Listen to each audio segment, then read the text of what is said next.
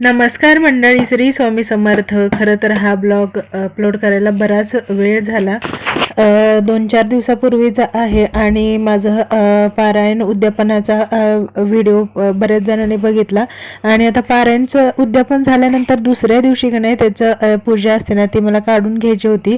रेयांशला स्कूलला आणायला जायचं होतं आणि सकाळच्या कामं उरकल्यानंतर थोडासा उशीरच झाला पूजा काढायला.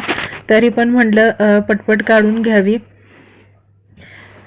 जी फुलं होती पूजेला वाहिलेली फुलं किंवा नारळ, त्या नारळ आणि तांब्यातलं कलशातलं पाणी होतं ना, ते मी कचऱ्यात वगैरे काही टाकून देत नाही. आता शहरामध्ये राहतो तर शेती पण कुठं नसते ना, तर शेतामध्ये टाकावं किंवा मातीमध्ये ते मिक्स होऊन जाईल अशा ठिकाणी टाकावं. आणि पूजेचं कोणतंच साहित्य मी कचऱ्यात टाकून देत नाही. तर मी काय केलं, जे कलशामधलं पाणी होतं ते तुळशीला घातलं. खरं तर तुळशीलाच घालतात. आणि हे जे तांब्यावरची पानं दिसतात, पूजेसाठी मांडलेलं पान असतं ते, जो अंगारा असतो म्हणजे अगरबत्तीचं जे पडलेलं असतं ना ते, आणि पूजेची जेवढी पण फुलं होती ना ती मी साठवून ठेवली होती. आणि जे पण पूजेचं साहित्य असतं ना ते मी काय केलं, घराच्या समोर जी झाडं आहेत ना, आमच्या आळूची झाडं आहेत आणि थोडीफार सीताफळ आणि पेरूची झाडं आहेत ना, त्या झाडांमध्ये टाकून दिलं.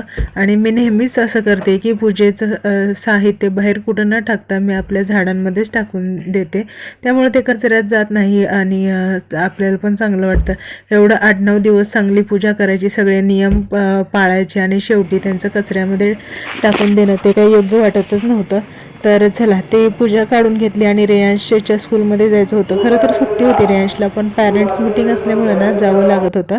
तर तिथे गेले आणि मी पॅरेंट्स मीटिंग जेव्हा स्टार्ट झाली, बरीच गर्दी होती. थोडंसं एक 10-15 मिनिट बसायला लागलं. त्याच्यानंतर लगेचच आमचा नंबर आला आणि टीचरसोबत बोलणंही झाल्यानंतर त्यांनी मला रिझल्ट दाखवला, जे आता दिवाळीच्या आधी एक्झाम झाली ना तेव्हा.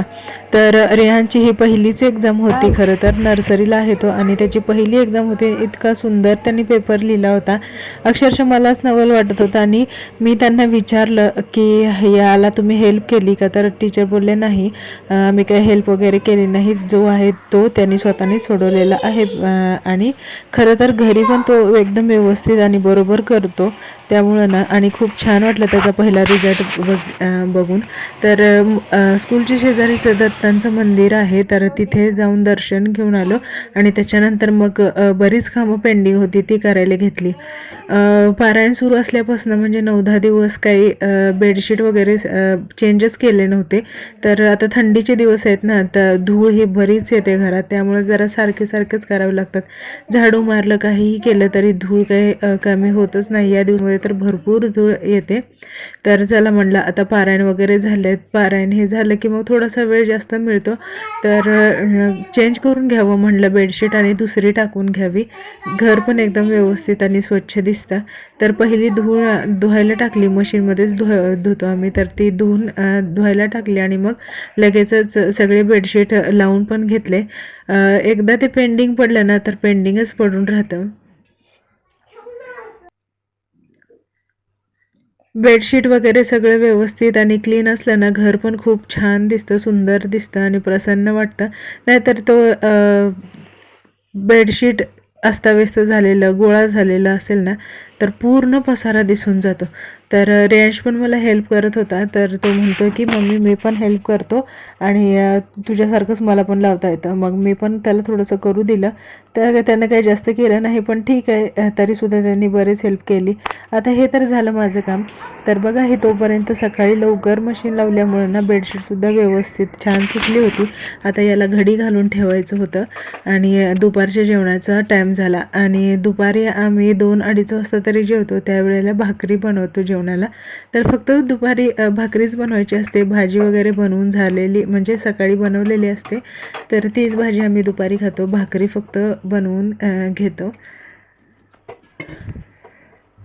एकदा दुपारच्या जेवण झालं ना तर एक असंच वाटतं की दिवसच संपला, कारण खायचं आणि नंतर काय थोडा वेळ झोपायचं आणि मग संध्याकाळच होते. संध्याकाळ झाली की वाटतं लगेच दिवसच संपला.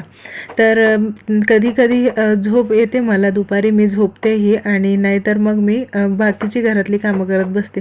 जसं की काही उसवलेली असतात कपडे ती शिवायचं किंवा अजून काय बनवायचं, यांच्या स्कूलचं काही बनवायचं, म्हणजे काहीतरी ॲक्टिव्हिटी असतात ते बनवत बसणं किंवा कधी कधी उगाचच झोपण्यापेक्षा मग मोबाईल तरी बघत बसते. असं माझं काहीतरी दुपारनंतर चाललेलं असतं. चला तर आता ना रात्रीच्या 2-3 चपात्या शिल्लक राहिल्या होत्या आणि ते काय टाकून देऊ वाटत नाही किंवा वाया घालू वाटत नाही. म्हटलं आज आपण याचंच जेवण करायचं दुपारी. तर एकदम बारीक त्या हाताने चुरून घेतली चपाती आणि पोहे करतो ना सेम तशीच फोडणी टाकून घेतली. म्हणजे कांदा, कोथिंबीर, थोडीशी चटणी टाकली आणि टोमॅटो टाकला, हळद टाकली आणि कोरडेच तुकडे असतात ना ते परतून घेतले आणि थोडंसं पाणी टाकून शिंपडून घेतलं. आज मम्मीसोबत रेयांश बाहेर गेला होता आणि त्याला ना आईस्क्रीम आणि कुल्फी भेटली होती, त्यामुळे तो एवढा खुश झाला होता ना, त्याच्याच नादातून डान्स करत होता. त्याने आधीच एक कॉर्नेटो खाल्लं होतं. सर्दी झाली आहे, म्हणजे सर्दीचे दिवस आहेत, थंडीचे दिवस आहेत, तरीसुद्धा त्यांनी एवढ्या आवडीनं आईस्क्रीम खाल्लं. तर चला आता भेटूया नवीन व्हिडिओमध्ये, तोपर्यंत बाय.